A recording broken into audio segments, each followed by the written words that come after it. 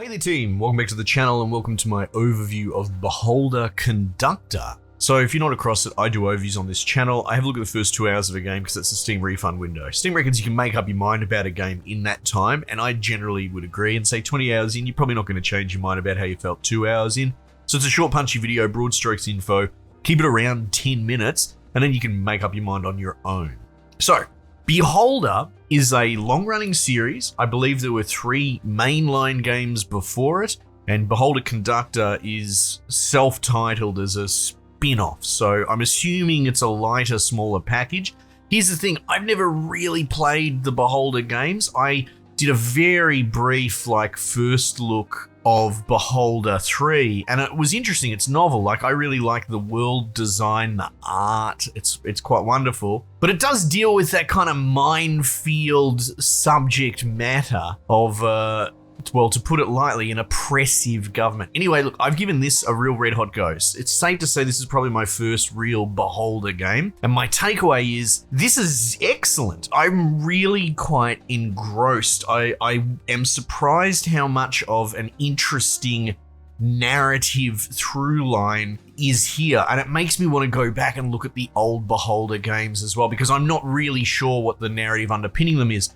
From what I understand, in those ones, you're essentially like a landlord of a tenement and there are neighbors, and that creates the play space where you're essentially, let's say, an agent of the oppressive, hyper-totalitarian government. And when I say operative, as in you're just under the regime and you're kind of expected to dob on people. So there's a whole mechanic of spying on people, gathering information, writing reports, and there's a reward feedback loop through there. And throughout the course of the games, you will come up against, human moments that will give you pause to think about it.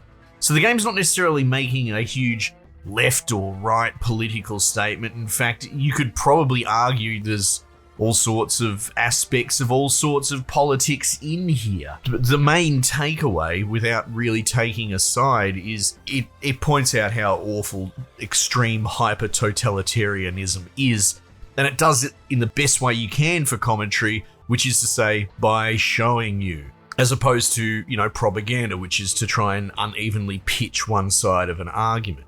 Anyway, so that's my understanding of the Beholder series. Beholder Conductor has you as a conductor on a new train, the pride of the motherland. I guess maybe that's a giveaway that it maybe leans a bit more Russian or East Bloc. And it's wild. The opening cutscene is really quite artistically inspired. It's a little bit sad because, your dude is clearly away from his wife and child, and you don't realize, but they're actually ghosts in the cutscene very early on. It comes up in conversation with the tutorial other conductor teaching you. It's like, no, his wife and child passed away. So, it's a bit grim, but, there are glimmers of hope within this dystopic, awful, government-oppressed environment. And it threads the needle. And I guess that's why I'm banging my drum. I haven't really talked too much about the loop yet, and we will. But this sort of subject matter is something that a lot of game devs desperately want to cover because it's very popular these days for the newer generation, I suppose, to be kind of politically activated. I've said this before, when I was a kid, if you talked about politics in school, you'd get your head punched in. It had nothing to do with what politics you felt. It's just that you'd be a fucking nerd. No one really cared about it. There was nothing cool or sexy about it, but politics is the new hot topic thing to fire everyone up and everyone has an opinion on. So it's kind of refreshing that this does it so much more tastefully than most, because again, the people that are inspired to use their platform potentially to their detriment to discuss these topics inherently have a correlation that they will lean heavily politically in a direction, and they will lean biased on the button. Anyway, that's the closest you'll get to political commentary from me, and I didn't really take a side, which is, muddle that out yourself. But yeah, you've been given a government injection. It's an experimental drug that makes you not need to sleep. Kind of in-universe funny, but also it aids the game, so sleep's not a component. And the game plays out in real time, or at least the appearance of the passage of time, in the beginning, it goes gentle, teaching you some of the mechanics, but it starts to really lay the plates on, and it's never too overwhelming, but it does put you under the pump. You're being pulled in multiple directions at any given time.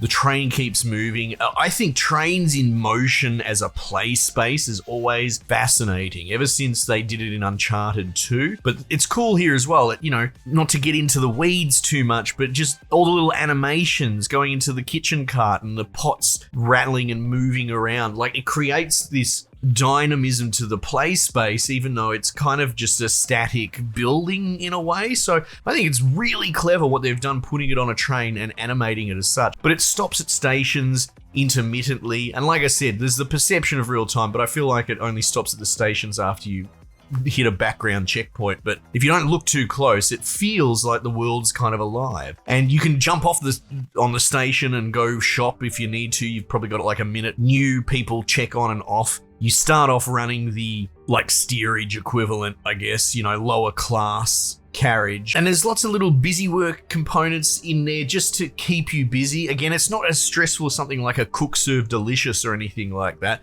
but it's the same idea. Here are lots of little busy parts of your job that you need to do to, keep your mind busy and pulled apart in different directions.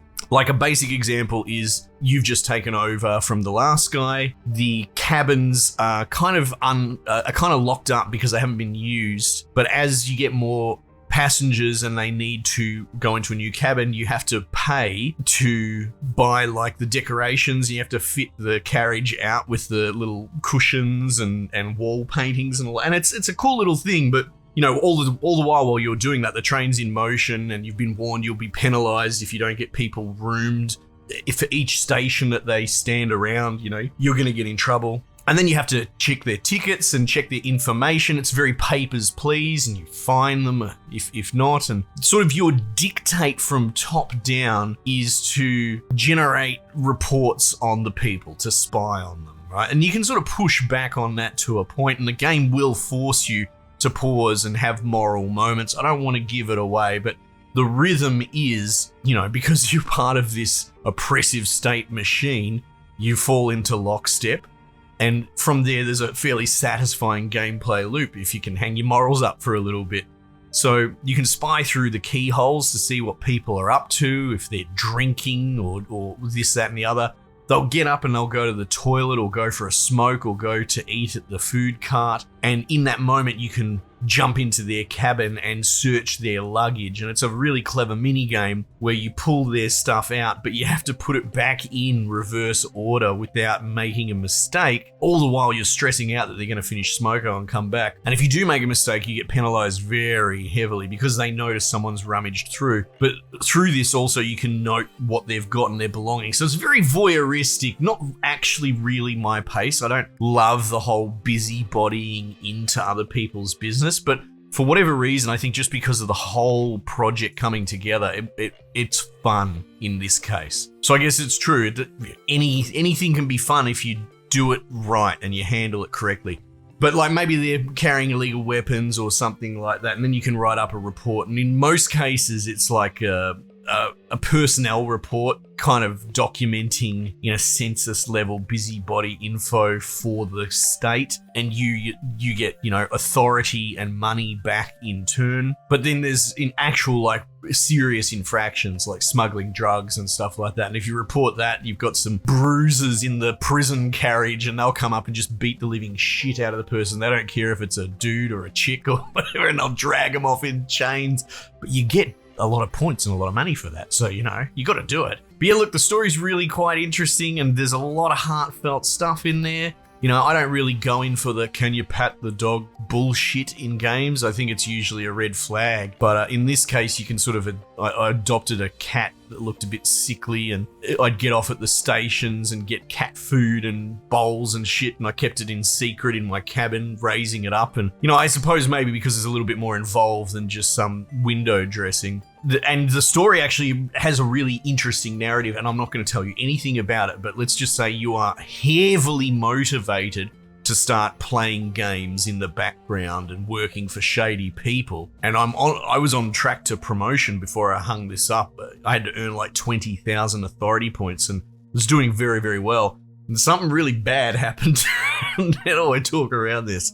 There were multiple deaths in one of my cabins, and I was blamed because I didn't, it gave you the option to not even rat, but just to try and blame other people. I just took the rap, and it took like all my points off me, and I'm like, oh no, I may have bricked my run, or maybe there's another turn coming, but it was funny and in universe that like this was well beyond my control, but it happened in my cabin in my watch, so I guess I'll just wear it. Anyway, it's really cool. It's really fun helping the passengers with little things like I need a newspaper and maybe you can find one or buy one from supply or what have you. Trying to rectify disagreements between people, or maybe even do underhanded stuff like steal something from someone else to give to another person. It's all really interesting and compelling, and it never really gives you too much breathing room. I wouldn't say it's super high stress, like that might be something someone hears when I explain all this, but it's still early hours and it has ramped, so maybe it does actually become like unsustainably awful. I've missed a lot of missions along the way, but the game hasn't really wrapped me on the knuckles for it. So I'm doing the best I can, and I don't know, I guess there is an overwhelming component to it, but I feel like that really keeps you immersed as well. It doesn't give you a chance to stop and get bored, I guess. Anyway, Beholder Conductor. Really cool. Could be a great first Beholder game, because I'd consider it my first one. And honestly, I'm probably going to put them on the wish list and go back and check out the old ones in light of how much I've enjoyed this. Anyway, team, might just leave it there for the time being, and I'll catch you guys on the next one.